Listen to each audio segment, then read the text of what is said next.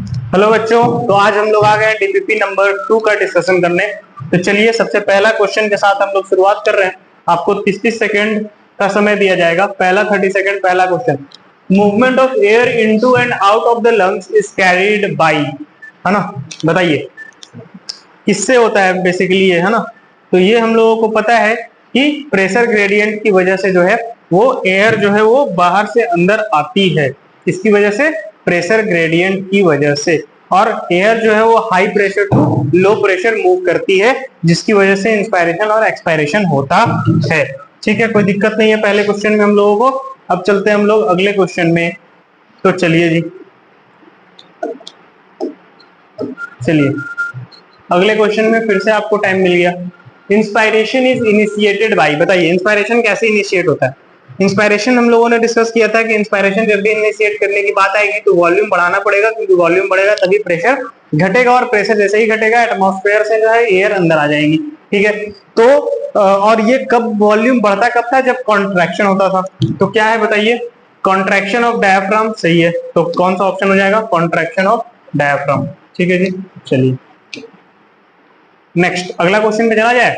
Contraction of diaphragm, और यही NCERT में लिखा हुआ है कि कॉन्ट्रैक्शन ऑफ डायफ्राम जब होता है तो वॉल्यूम इंक्रीज होता है, और वॉल्यूम एंटीरियर पोस्टीरियर एक्सिस में इंक्रीज होता है।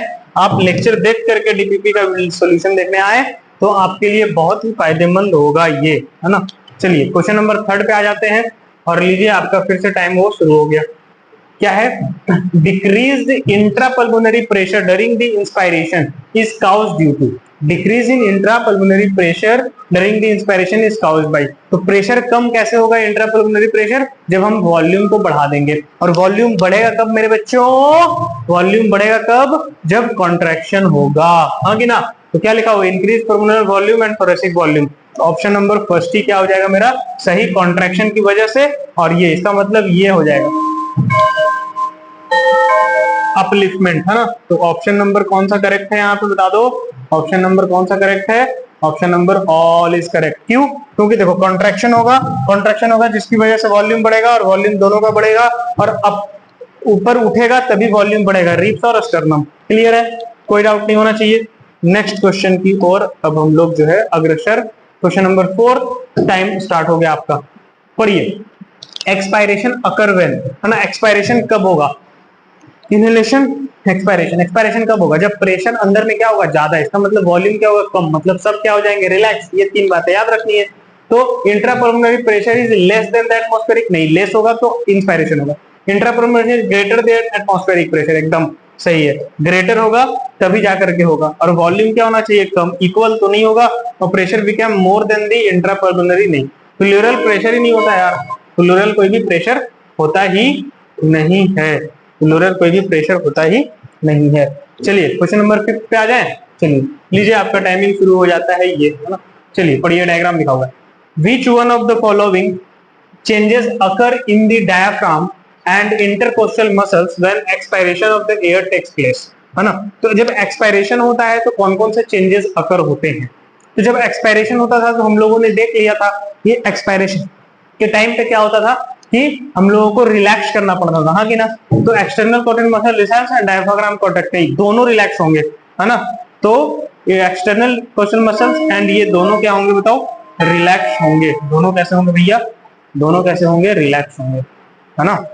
तो external intercostal muscles and diaphragm relax.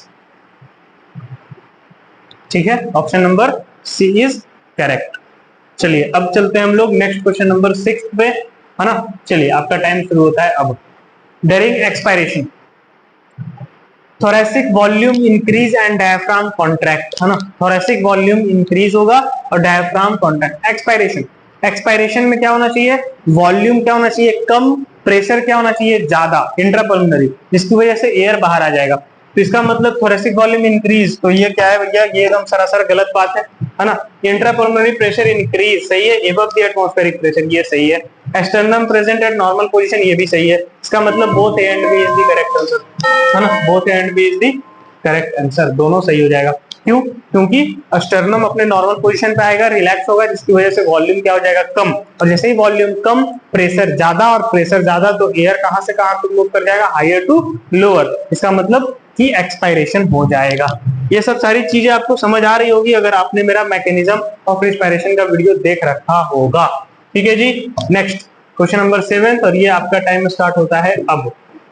चलिए, क्या बोला जा रहा है ना, क्या बोला जा रहा है, पढ़ो। Additional muscles which impact the ability of humans to increase the strength of the inspiration and expiration are found in. तो ये एनसीईआरटी में आप लोगों को मिल जाएगा। आप लोग जब देखोगे तो ये एब्डोमेन रीजन का कुछ मसल्स होते हैं जो कि आपके स्ट्रेंथ को इंक्रीज कर देते हैं, इंस्पायरेशन और एक्सपायरेशन के स्ट्रेंथ को क्या कर देते हैं मेरे बच्चों, इंक्रीज कर देते हैं। हाँ कि ना, अरे बोलो ना। तो इसका भी क्या हो जाएगा ऑप्शन, हमने इसको भी सही समय पे बना दिया। नेक्स्ट क्वेश्चन नंबर 8 पे अगर चले अपन, तो ये रहा क्वेश्चन नंबर 8 आपके लिए।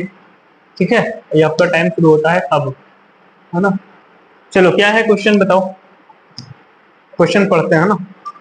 पढ़ो क्वेश्चन क्या लिखा है। In the given diagram of mechanism of breathing what does A B and C despite. A B and C क्या बता रहा है आपको, ये आप हमें बताएंगे, है ना। तो देखिए, ए ये दे रखा है हमारे पास, बी ये दे रखा है, सी ये दे रखा है। तो ए में क्या हो रहा है बताओ, एयर बाहर जा रहा है, हाँ कि ना। तो एयर बाहर जाने का मतलब क्या होता है, एक्सपायरेशन। और देखो बी जो है वो इधर का एरो है, मतलब ये जो रिब्स है वो अपने नॉर्मल पोजीशन पे आ रहे हैं, और डायफ्राम भी क्या हो जा रहा है, अपना नॉर्मल पोजीशन, मतलब डॉम शेप हो रहा है। तो क्या है, A air goes inside the lungs, A air goes inside the lungs, नहीं, आउट ऑफ द लंग्स, ये तो गलत हो गया। A air expel from the lungs, ये सही है भैया। B ribs and sternum return to their original position, हाँ कि ना, ओरिजिनल पोजीशन थी, ये भी सही है। और C diaphragm relax and arch upward, relax and arch upward, यानी कि ये सही है, हाँ कि ना। सी ऑप्शन क्या बोल रहा है, A expelled out from the lungs, यहां तक तो सही है। Ribs and sternum goes upward, ये गलत हो गया, अपवर्ड नहीं जा रहा ना। नेक्स्ट, एयर गोज इनसाइड, भैया पाप कर रहे हो। तो option number B is the correct, है ना। ऑप्शन नंबर बी क्या हो जाएगा हमारा, यहाँ पे करेक्ट हो जा रहा है। नेक्स्ट नेक्स्ट, बस बस यही था हमारा मैकेनिज्म ऑफ ब्रीदिंग पे जितने भी क्वेश्चन थे, है ना, इंपॉर्टेंट, वो हमने डिस्कस कर लिया। DPP 2 डिस्कस हो चुका है। चलिए मिलते हैं अगले लेक्चर में। All the very best.